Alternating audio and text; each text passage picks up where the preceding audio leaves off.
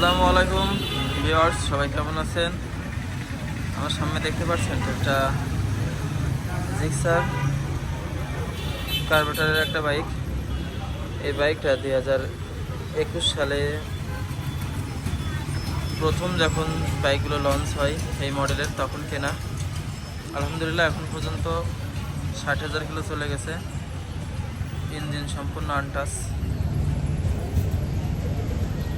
অসাধারণ। আসলে এখনো পর্যন্ত যে পাওয়ার কন্ট্রোলিংটা অনেক সুন্দর। এখন বর্তমানে যে নতুন বাইকগুলো বেরোয়েছে সেটারও অনেক চাহিদা।